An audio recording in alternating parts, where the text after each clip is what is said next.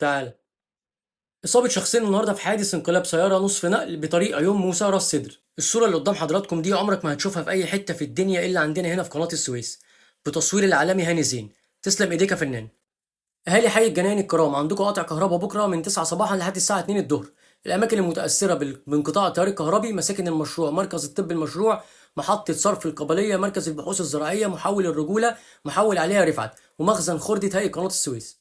محافظة السويس تنظم معرض الطالب المنتج المبدع المخترع بمشاركة 21 مدرسة و10 معاهد أزهرية، بحضور طبعا السيد اللواء دكتور أركان حرب طارق حامد الشاذلي، وطبعا الدكتور عبد الله رمضان.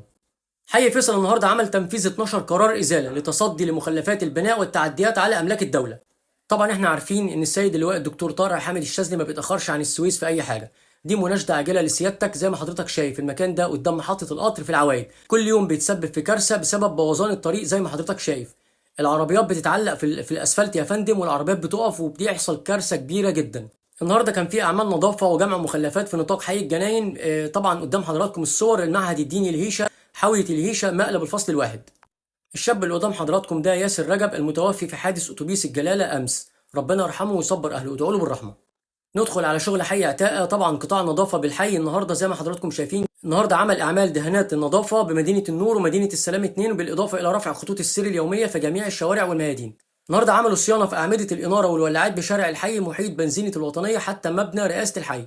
كمان النهارده كان في اعمال نظافه بمنطقه عرب المعمل ومدينه اليسر ومدينه السلام 2، شارع ابراهيم نافع وشارع جمال عبد الناصر ومدينه النور، بالاضافه الى خطوط السير اليوميه. ودي كمان استغاثه كبيره جدا للسيد اللواء الدكتور طارق حامد الشاذلي. احنا بنترجى حضرتك ان انت تنجدنا من موضوع الكلاب الضاله. زي ما حضرتك شايف البوست ده موجود على صفحتي، كام شير وكام كومنت وكام لايك، وناس كلها مستاءة من موضوع الكلاب الضاله. فاحنا بنستأذنك تتدخل بشكل عاجل.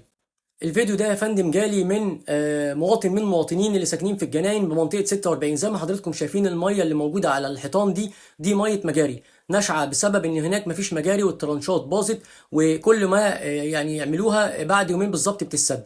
وزي ما حضرتك شايف كده المجاري نازله في الشارع، ويعني في امراض وفي اوبئه وفي ريحه وفي زرع طالع بسبب المجاري. فاحنا بنستأذن حضراتكم وبنناشد حضراتكم ان انتوا يعني تنجزوا في موضوع المجاري ده.